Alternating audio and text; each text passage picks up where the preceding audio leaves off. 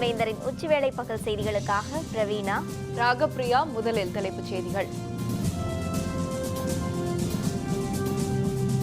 ஜல்லிக்கட்டு போராட்டத்தில் வன்முறை, காவல்துறை உயர் அலுவலர்களுடன் முதல்வர் ஆலோசனை.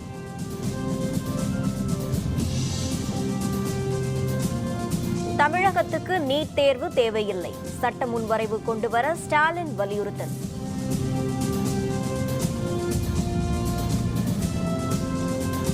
எண்ணூர் துறைமுகம் அருகே 2 சரக்கு கப்பல்கள் மோதல், விபத்து குறித்து உயர் அலுவலர்கள் விசாரணை.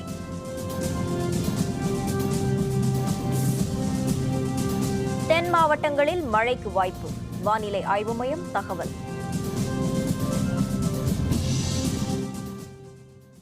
சென்னை மெரினாவில் கடந்த திங்கட்கிழமை நடைபெற்ற வன்முறை தொடர்பாக இதுவரை எடுக்கப்பட்ட நடவடிக்கை குறித்து முதல்வர் பன்னீர்செல்வம் காவல்துறை உயர் அலுவலர்களுடன் இன்று ஆலோசனை மேற்கொண்டார்.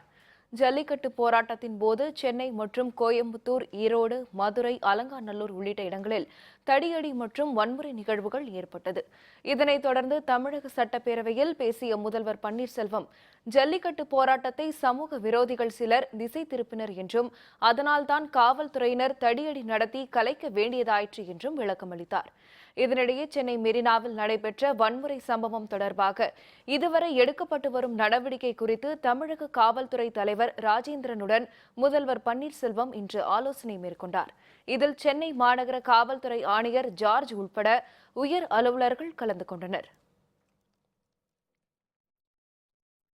மெரினா போராட்டத்தில் வன்முறையில் ஈடுபட்ட தேச விரோத சக்திகள் மீது தமிழக அரசு நடவடிக்கை எடுக்க வேண்டும் என்று மத்திய அமைச்சர் நிர்மலா சீதாராமன் வலியுறுத்தியுள்ளார். சென்னையில் செய்தியாளர்களுடன் பேசிய அவர், ஜல்லிக்கட்டு நடத்துவதற்கான அனைத்து விதமான ஆக்கப்பூர்வமான நடவடிக்கைகளையும் மத்திய அரசு மேற்கொண்டதாக கூறினார். மேலும் வன்முறைக்கு காரணமான தேசவிரோத சக்திகள் குறித்து விசாரணை நடத்த வேண்டும் என்றும் அவர் வலியுறுத்தினார். வயலன்ஸ் வந்துச்சு, அதுக்கு முன்னாடி வர அற வழியில் நல்ல போராட்டம் நடத்திட்டு தான் இருந்தாங்க. ஆனால் வயலன்ஸ் வரதுக்கு காரணம் என்னாச்சு? யார் வந்தாங்க? யார் ஊடுருவினாங்க? தேச விரோத சக்திகள் வந்ததுன்றதுல ஒரு டவுட் இல்லைங்க. இல்லைன்னா அற வழியில் நடந்துட்டு இருந்த போராட்டம் எப்படி அது திசை மாறிது? தமிழகத்திற்கு நீட் தேர்வு தேவையில்லை என்பதை வலியுறுத்தி சட்ட முன்வரைவு கொண்டுவர வேண்டும் என்று தமிழக எதிர்க்கட்சித் தலைவர் மு.க.ஸ்டாலின் கோரிக்கை விடுத்துள்ளார். இதுகுறித்து அறிக்கை ஒன்றை அவர் வெளியிட்டுள்ளார். தமிழகத்திற்கு நீட் தேர்வு தேவையில்லை என்பதை நடைபெற்று வரும் தமிழக சட்டப்பேரவை கூட்டத்தொடரிலேயே சட்ட முன்வரைவு கொண்டு வந்து அதனை நிறைவேற்றி ஆளுநர் மற்றும் குடியரசுத் தலைவர் ஆகியோரின் ஒப்புதலை பெற வேண்டும் என்று கேட்டுக் கொண்டுள்ள ஸ்டாலின், இந்த சட்ட முன்வரைவு நிறைவேற்ற திமுக ஆதரவளிக்கும் என்றும் தேவைப்பட்டால் கூட்டத்தொடரை நீடித்து நடவடிக்கை எடுக்க வேண்டும் என்றும் அவர் வலியுறுத்தியுள்ளார். சென்னை எண்ணூர் துறைமுகம் அருகே நடுக்கடலில் 2 சரக்கு கப்பல்கள் நேருக்கு நேர் மோதி விபத்திற்குள்ளாகியுள்ளன. இது தொடர்பாக விசாரணைக்கு உத்தரவிடப்பட்டுள்ளது. சென்னை எண்ணூர் துறைமுகத்திலிருந்து 1.8 கடல் மைல் தொலைவில் இந்த விபத்து ஏற்பட்டுள்ளது. சென்னை துறைமுகத்தில் குழாய்கள் மூலம் எரிவாயுவை நிரப்பிவிட்டு திரும்பிய ஈரான் நாட்டு சரக்கு கப்பலுடன் மும்பையிலிருந்து எண்ணெய் ஏற்றி வந்த மற்றொரு சரக்கு கப்பல் மோதியது. இந்த 2 கப்பல்களும் துறைமுக நுழைவாயில் பகுதியில் சென்றபோது இந்த விபத்து ஏற்பட்டுள்ளது. கப்பலில் இருந்து கொட்டிய எண்ணெயை அகற்றும் பணி மேற்கொள்ளப்பட்டதாக எண்ணூர் துறைமுகம் தெரிவித்துள்ளது. 2 கப்பல்களும் மீட்கப்பட்டு நிலைநிறுத்தப்பட்டுள்ளதாக தகவல் வெளியாகியுள்ளது. சரக்கு கப்பல்கள் மோதியதற்கான காரணம் குறித்து ஆராய உயர் அலுவலர்கள் விசாரணைக்கு உத்தரவிடப்பட்டுள்ளதாகவும் தெரியவந்துள்ளது. கடலில் கடலோர காவல் படையினரும் ஆய்வு மேற்கொண்டுள்ளனர். புதிதாக 1000 ரூபாய் பணத்தாள்கள் விரைவில் வெளியிடப்படும் என தகவல் வெளியாகியிருக்கிறது. கருப்பு பணத்தை ஒழிக்கவும் கள்ளப்பணத்தாள்களை தடுக்கவும் பழைய 500 மற்றும் 1000 ரூபாய் பணத்தாள்கள் செல்லாது என கடந்த ஆண்டு நவம்பர் 8ஆம் தேதி அறிவிக்கப்பட்டது.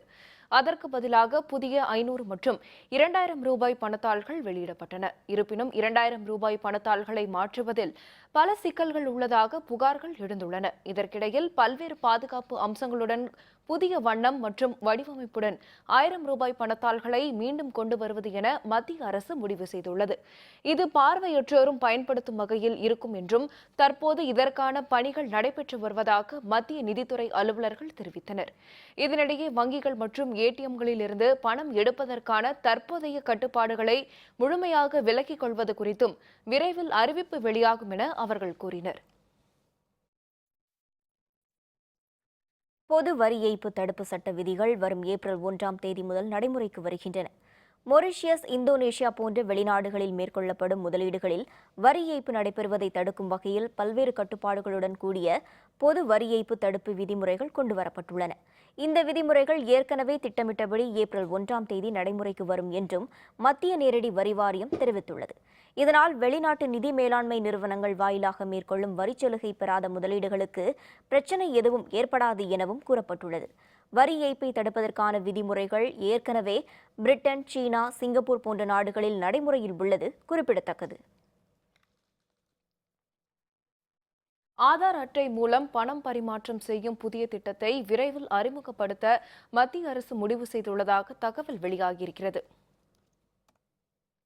கருப்பு பணத்தை கட்டுப்படுத்தவும் கள்ள பணத்தாள்களை ஒழிக்கவும் கடந்த நவம்பர் 8ஆம் தேதி 500 மற்றும் 1000 ரூபாய் பணத்தாள்கள் செல்லாது என்று அறிவித்த மத்திய அரசு பொருளாதார சீர்திருத்த நடவடிக்கையை மேற்கொண்டது. ரொக்கமில்லாத பண பரிமாற்றத்தை ஊக்குவிக்க மத்திய அரசு பல்வேறு நடவடிக்கை எடுத்து வருகிறது. ஆதார் எண்களை பயன்படுத்தி பண பரிமாற்றத்தை மிகவும் எளிமைப்படுத்த மத்திய அரசு திட்டமிட்டுள்ளது. இதற்கு 14 வங்கிகள் ஒத்துழைப்பு கொடுக்க முன்வந்துள்ளதாகவும் இந்த திட்டத்தை விரைவில் நாடு முழுவதும் நடைமுறைப்படுத்தப்படும் என்றும் மத்திய அமைச்சர் ரவிசங்கர் பிரசாத் கூறியுள்ளார். ஆதார் எண்கள் மூலம் பண பரிமாற்றம் செய்ய ஒவ்வொருவரின் ஆதார் எண்களும் அவரவர் வங்கிக் கணக்குடன் இணைக்கப்பட வேண்டும். இதுவரை ஆதார் எண்களை பெற்றுள்ள 111 கோடி பேரில் இதுவரை 49 கோடி பேர் மட்டுமே தங்களது ஆதார் எண்ணை வங்கிக் கணக்குடன் இணைத்துள்ளதாக தெரியவந்துள்ளது. இந்த பணி முழுமையாக முடிந்தவுடன் ஆதார் எண்களை சொல்லி கைரேகையை பதிவு செய்தாலே பண பரிமாற்றம் செய்ய இயலும் என தகவல் வெளியாகியுள்ளது. உத்தரப்பிரதேச சட்டப்பேரவைத் தேர்தலை ஒட்டி காங்கிரஸ் துணைத் தலைவர் ராகுல் காந்தியும் மாநில முதல்வரான அகிலேஷ் யாதவும் நாளை ஒரே மேடையில் தேர்தல் பிரச்சாரம் செய்ய உள்ளனர். உத்தரப்பிரதேச சட்டப்பேரவைத் தேர்தல் பிப்ரவரி 11ஆம் தேதி தொடங்கி 7 கட்டங்களாக நடைபெறவுள்ளது. இங்கு காங்கிரஸ், சமாஜ்வாதி கூட்டணி ஏற்பட்டுள்ள நிலையில் நாளை நடைபெறும் கூட்டத்தில் முதல் முறையாக ராகுல் காந்தியும் அகிலேஷும் இணைந்து ஒரே மேடையில் பிரச்சாரம் செய்ய உள்ளனர். இதில் பிரியங்காவும் கூட்டணியை ஆதரித்து பிரச்சாரம் செய்ய உள்ளார். உத்தரப்பிரதேச தேர்தலில் இந்த பிரச்சார கூட்டம் மிக முக்கியத்துவம் வாய்ந்ததாக கருதப்படுவதால் பாதுகாப்பு ஏற்பாடுகள் முனைப்புடன் மேற்கொள்ளப்பட்டுள்ளன. உத்தரப்பிரதேசத்தில் மொத்தமுள்ள 403 இடங்களில் 150 தொகுதிகளில் பாரதிய ஜனதா சார்பில் போட்டியிடுவதற்கு தகுதியான வேட்பாளர்கள் இல்லை. இதனால் தேர்தலுக்கு 12 நாட்கள் மட்டுமே உள்ள நிலையில் இன்னும் முழுமையான வேட்பாளர் பட்டியலை வெளியிடுவதும் சரியான வேட்பாளரை தேர்வு செய்வதும் பாரதிய ஜனதாவுக்கு சவாலாக உள்ளதாக தகவல் வெளியாகியிருக்கிறது. இதனிடையே முழுமையான வேட்பாளர் பட்டியல் வெளியிடப்படாத நிலையில் உத்தரப்பிரதேச மாநிலத்தில் தேர்தல் அறிக்கையை பாரதிய ஜனதா தேசிய தலைவர் அமித்ஷா இன்று வெளியிட உள்ளார். உத்தரப்பிரதேச மாநிலத்தில் கார் மற்றும் ஆட்டோ நேருக்கு நேர் மோதி விபத்துக்குள்ளானதில் 4 பேர் பலியாகினர்.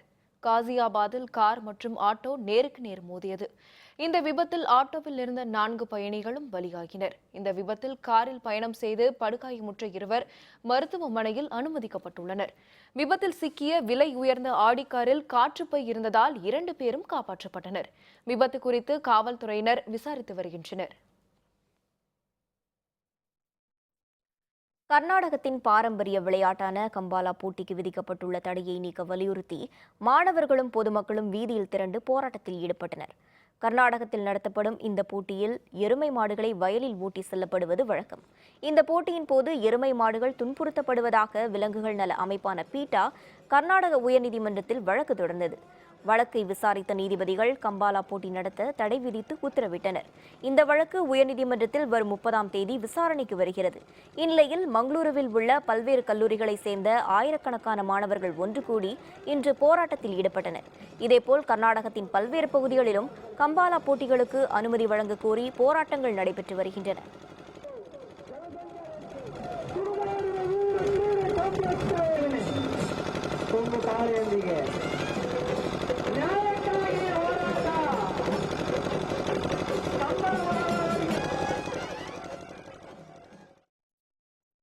அடுத்த 24 மணி நேரத்தில் தென் மாவட்டங்களில் மழை பெய்ய வாய்ப்பிருப்பதாக சென்னை வானிலை ஆய்வு மைய இயக்குநர் பாலச்சந்திரன் தெரிவித்துள்ளார். சென்னையில் செய்தியாளர்களுடன் பேசிய அவர், நேற்று மன்னார் வளைகுடா பகுதியில் நிலை கொண்டிருந்த குறைந்த காற்றழுத்த தாழ்வு நிலை இன்று குமரி கடலில் நிலை கொண்டுள்ளதால் அடுத்த 24 மணி நேரத்தில் தென் மாவட்டங்களில் ஒரு சில இடங்களில் மழை பெய்ய வாய்ப்பிருப்பதாக கூறினார். கடந்த 24 மணி நேரத்தில் அதிக அளவாக பாம்பனில் 130 மில்லிமீட்டர் மழை பதிவாகியுள்ளதாகவும் அவர் மேலும் தெரிவித்தார். நேற்று மன்னார் வளைகுடா பகுதியில் நிலை கொண்டிருந்த குறைந்த காற்றழுத்த தாழ்வு நிலை இன்று குமரிக்கடல் பகுதியில் நிலவுகிறது.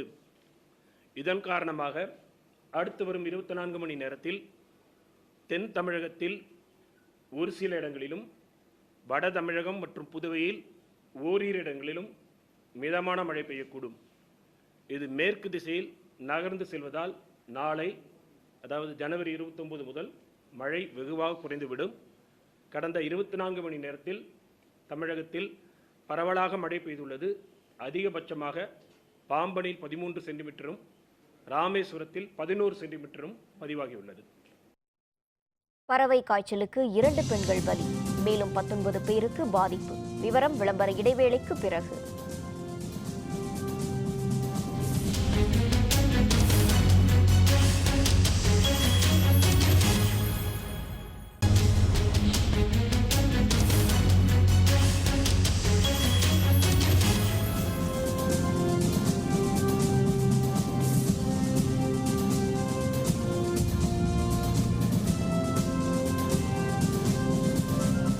செய்திகள் தொடர்கின்றன.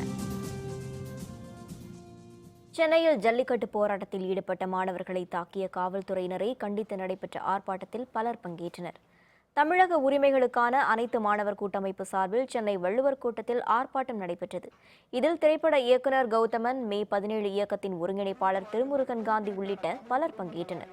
ஆர்ப்பாட்டத்தின் போது கைது செய்யப்பட்டவர்களை எந்த நிபந்தனையும் இன்றி விடுதலை செய்ய வேண்டும், பாதிக்கப்பட்ட மீனவர்களுக்கு இழப்பீடு வழங்க வேண்டும் என்பன உள்ளிட்ட கோரிக்கைகளை முன்வைத்து முழக்கமிடப்பட்டன. இதனைத் தொடர்ந்து போராட்டத்தில் ஈடுபட்ட அனைவரும் கைது செய்யப்பட்டனர். இன்னைக்கு தமிழ்நாடு காவல்துறை அடிச்சு முடமாக்கி அவர்கள் மேல பொய் வழக்கு புனைந்து இன்னைக்கு அவர்களை சிறையில் அடைச்சிருக்காங்க. எங்களுடைய மாணவர்களை உடனடியாக நிபந்தனையின்றி, வழக்குகளின்றி விடுதலை செய்யணும். எங்களுடைய மீனவ குப்பங்கள், எங்களுக்கு அரணாக இருந்து உணவு தந்த எங்களுடைய உறவுகளை அங்க போய் அச்சுறுத்துறது காவல்துறை நிறுத்திக்கணும். வேலூர் மாவட்டம் குடியாத்தத்தில் பறவை காய்ச்சலுக்கு 2 பெண்கள் பலியாகினர். காய்ச்சல் மேலும் பரவாமல் தடுக்க நடவடிக்கை எடுக்க வேண்டும் என்று மக்கள் கோரிக்கை விடுத்துள்ளனர். வேலூர் மாவட்டம் குடியாத்தம் சந்தப்பேட்டை சிவகாமி அம்மன் தெருவை சேர்ந்த 22 பேர் கடந்த 18ஆம் தேதி கேரளத்திற்கு சுற்றுலா சென்று திரும்பினர். இவர்களில் செல்வம் என்பவரின் மனைவி நாகம்மாள் மற்றும் குமார் என்பவரின் மனைவி விஜயலட்சுமி ஆகியோர் பறவை காய்ச்சலால் பாதிப்பு ஏற்பட்டு சிகிச்சைக்கு பின் பலியாகினர். இதனிடையே 19 பேருக்கு நோய் அறிகுறி இருப்பதும் தெரியவந்தது. மேலும் நோய் பரவாமல் தடுக்க நடவடிக்கை எடுக்க வேண்டும் என்று அப்பகுதி மக்கள் கோரிக்கை விடுத்துள்ளனர். விழுப்புரம் மாவட்டம் உளுந்தூர்பேட்டை ஒழுங்குமுறை விற்பனை கூடத்தில் விற்பனைக்காக கொண்டுவரப்பட்ட நெல் மூட்டைகள் மழையில் நனைந்து சேதமடைந்ததால் விவசாயிகள் கவலையடைந்துள்ளனர். உளுந்தூர்பேட்டை ஒழுங்குமுறை விற்பனை கூடத்திற்கு அரசூர், அலங்கிரி, எறையூர் உள்ளிட்ட 30க்கும் அதிகமான கிராமங்களில் இருந்து நெல் மூட்டைகள் விற்பனைக்காக கொண்டுவரப்பட்டுள்ளன. இந்நிலையில் திடீரென மழை பெய்ததால் 10,000க்கும் அதிகமான நெல் மூட்டைகள் நனைந்து சேதமாகின. விவசாயிகளுக்காக ஒதுக்கப்பட்ட கிடங்குகளில் வணிகர்கள் நெல் மூட்டைகளை அடுக்கி வைத்துள்ளதாக புகார் எழுந்துள்ளது. இதனால் சேதமடைந்த நெல் மூட்டைகளுக்கு கூடுதல் விலை நிர்ணயம் செய்து வழங்க வேண்டும் என விவசாயிகள் வலியுறுத்தியுள்ளனர். சிவகங்கை மாவட்டத்தில் பெய்த தொடர் மழை காரணமாக அறுவடைக்கு தயாராக இருந்த நெற்பயிர்கள் சேதமடைந்துள்ளதால் உரிய இழப்பீடு வழங்க வேண்டும் என தமிழக அரசுக்கு விவசாயிகள் கோரிக்கை விடுத்துள்ளனர். சிவகங்கை மாவட்டம் தேவக்கோட்டை எஸ்ஆர் பட்டினம் கிராமத்தில் ஆண்டுதோறும் 450 ஏக்கர் நிலப்பரப்பில் நெற்பயிர்கள் பயிரிடப்படுகின்றன. கடந்த ஒரு வாரமாக பெய்த தொடர் மழை காரணமாக அறுவடைக்கு தயாராக இருந்த நெற்பயிர்கள் முற்றிலுமாக சேதமடைந்துள்ளதால் விவசாயிகள் கவலையடைந்துள்ளனர். தங்கள் வாழ்வாதாரம் பாதிக்கப்பட்டுள்ளதால் தமிழக அரசு பாதிக்கப்பட்ட விவசாயிகளுக்கு உரிய இழப்பீட்டுத் தொகை வழங்க வேண்டும் என சிவகங்கை விவசாயிகள் கோரிக்கை விடுத்துள்ளனர். 500 ஏக்கர் எங்கள் ஊரில் பாதிச்சு கீழே தண்ணி பாஞ்சு முளைச்சி எந்த நிவாரணம் கிடைக்கல. அதனால் அதிகாரிகள் பார்த்து முழு நிவாரணம் கிடைக்கிறதுக்கு எங்களுக்கு ஏற்பாடு பண்ணி கொடுக்கணும்னு கேட்டுக்கிறோம். போராட்டத்தின் போது பாதிக்கப்பட்ட மீனவ குடும்பங்களுக்கு தமிழக அரசு தலா 50,000 ரூபாய் நிதியுதவி வழங்க வேண்டும் என தமிழ் தேசிய பேரியக்கம் வேண்டுகோள் விடுத்துள்ளது. புதுச்சேரியில் உலகத் தமிழ் கழகம் மற்றும் உலகத் தமிழர் விழிப்புணர்வு இயக்கம் சார்பில் தனித்தமிழ் இயக்க நூற்றாண்டு விழா உள்ளிட்ட முப்பெரும் விழாவில் தமிழ் தேசிய பேரியக்க தலைவர் மணியரசன் கலந்து கொண்டார். அப்போது செய்தியாளர்களுடன் பேசிய அவர், சென்னை நடுக்குப்பத்தில் மீனவர் மீது காவல்துறையினர் நடத்திய தாக்குதல் பற்றி உயர்நீதிமன்ற நீதிபதி விசாரணை நடத்த வேண்டும் என்று வலியுறுத்தினார். பாதிக்கப்பட்ட மீனவ குடும்பங்களுக்கு தலா 50,000 ரூபாய் இழப்பீடாக வழங்க வேண்டும் என்றும் அப்போது அவர் மேலும் தெரிவித்தார். உடனடியாக இதுக்கு பொறுப்பான காவல்துறை அதிகாரிகள் சில பேரையாவது இடைநீக்கம் செய்ய வேண்டும். பதவியில் உள்ள உயர்நீதிமன்ற நீதிபதியை வைத்து ஒரு விசாரணை ஆணையம் அமைக்க வேண்டும். அந்த மீனவ குடும்பங்களுக்கு, அந்த கொளுத்தப்பட்ட சந்தையில் வியாபாரம் செய்து வந்த மீனவ பெண்களுக்கு ஒரு குடும்பத்துக்கு 50,000 ரூபாய் இழப்பீடு தர வேண்டும். இதை தமிழ்நாடு அரசு செய்ய வேண்டும். பவானி ஆற்றின் குறுக்கே தடுப்பணை கட்டும் கேரள அரசை கண்டித்து மாபெரும் பேரணி நடத்தப்படும் என அனைத்து கட்சியினரும் கலந்து கொண்ட ஆலோசனைக் கூட்டத்தில் முடிவு செய்யப்பட்டது. திருப்பூரில் அனைத்து கட்சியினரும் கலந்து கொண்ட ஆலோசனைக் கூட்டம் நடைபெற்றது. பவானி ஆற்றின் குறுக்கே தடுப்பணை கட்டப்படுவதால் 3 மாவட்ட விவசாயிகள் மக்கள் கடுமையாக பாதிக்கப்படும். தமிழக அரசின் நிலைப்பாட்டை உணராமலும் மத்திய சுற்றுச்சூழல் துறை மற்றும் வனத்துறையின் அனுமதியின்றி தடுப்பணை கட்டி வருகிறது. இதனை தடுத்து நிறுத்தும் நோக்கில் 3 மாவட்ட விவசாயிகள் பங்கேற்கும் வகையில் பேரணி நடத்த இந்த ஆலோசனைக் கூட்டத்தில் முடிவு செய்யப்பட்டது. வருகிற ஜனவரி 29ஆம் தேதி கேரளா பவானி ஆற்றில் அணை கட்டக்கூடிய தேக்குவட்டை என்ற பகுதியிலே அந்த கட்டுமானங்களை தடுக்கின்ற வகையிலே ஆனகட்டியிலிருந்து 29ஆம் தேதி காலை 10 மணிக்கு அனைத்து கட்சிகளும், மாணவர்கள், விவசாயிகள், வியாபாரிகள் என்ற அனைவரும் கூடி அங்கே பேரணியாக செல்ல இருக்கின்றோம். கன்னியாகுமரி மாவட்டத்தில் பருவமழை பொய்த்து போனதால் விவசாயம் பெரிதும் பாதிக்கப்பட்டுள்ளது.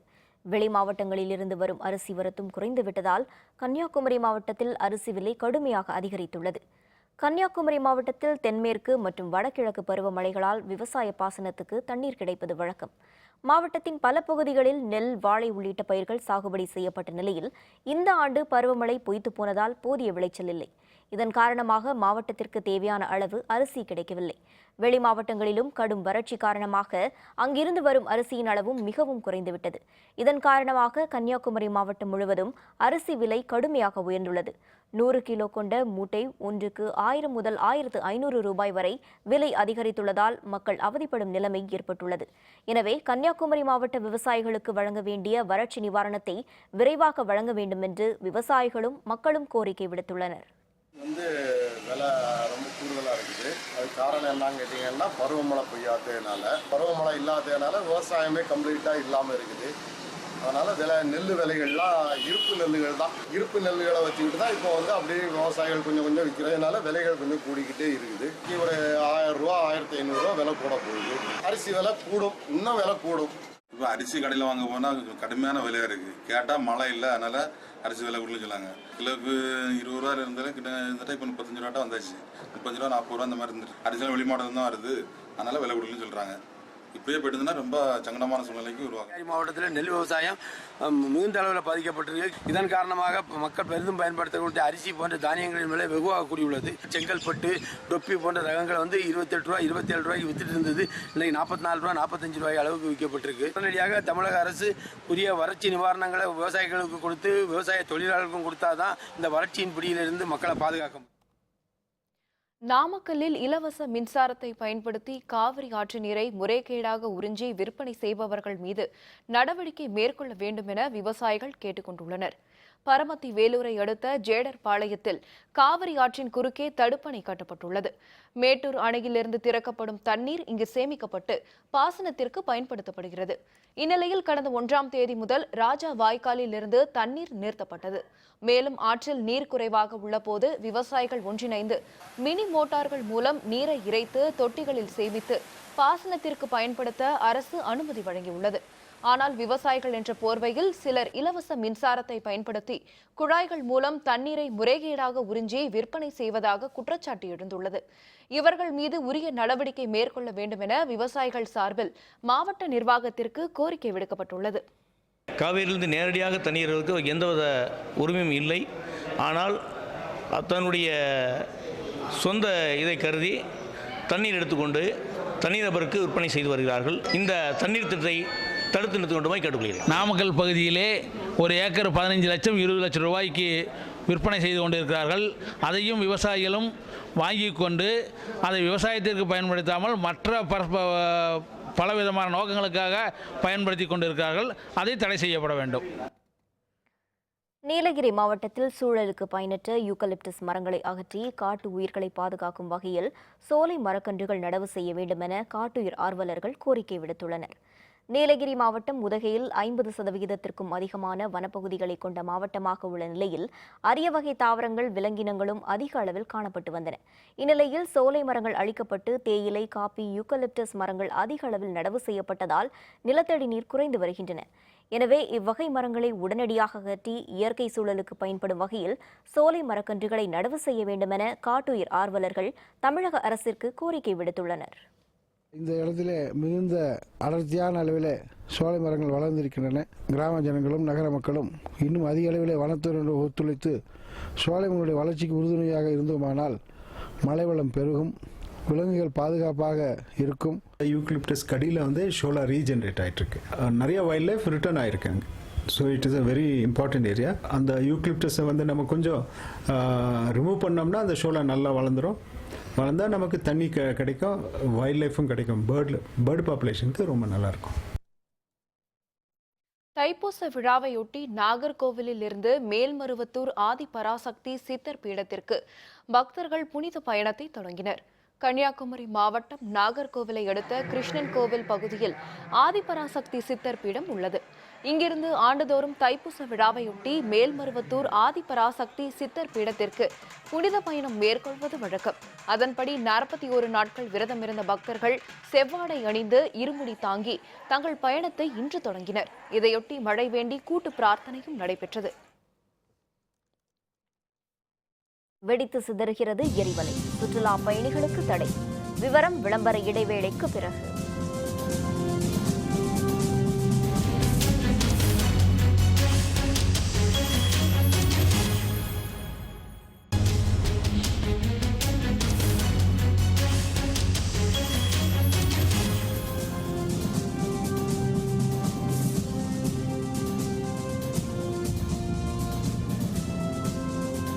செய்திகள் தொடர்கின்றன. இனி அயலக செய்திகள்.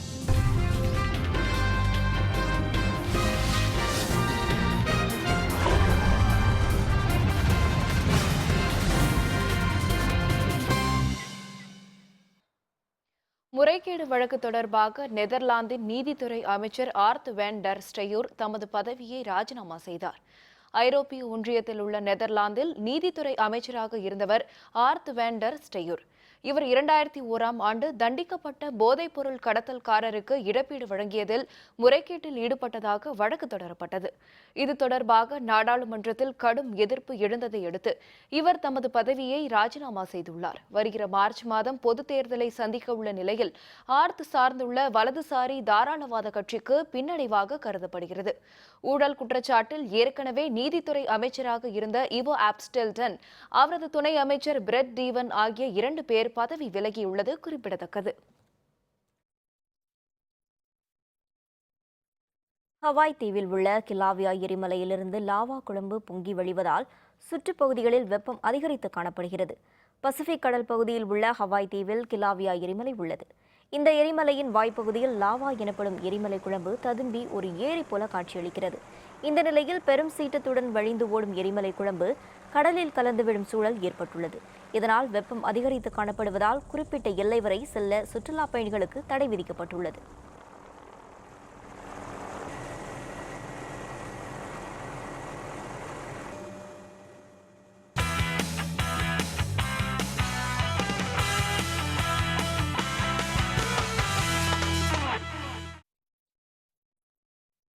இங்கிலாந்துக்கு எதிரான 2வது 20 ஓவர் கிரிக்கெட் போட்டி நாக்பூரில் நாளை நடைபெறவுள்ள நிலையில் இந்திய அணி வீரர்கள் தீவிர வலைப்பயிற்சியில் ஈடுபட்டுள்ளனர். இந்தியா, இங்கிலாந்து அணிகளுக்கு இடையிலான டெஸ்ட் மற்றும் ஒருநாள் கிரிக்கெட் போட்டி தொடர்களை இந்திய அணி கைப்பற்றியது. தற்போது 20 ஓவர் கிரிக்கெட் தொடர் நடைபெற்று வருகிறது.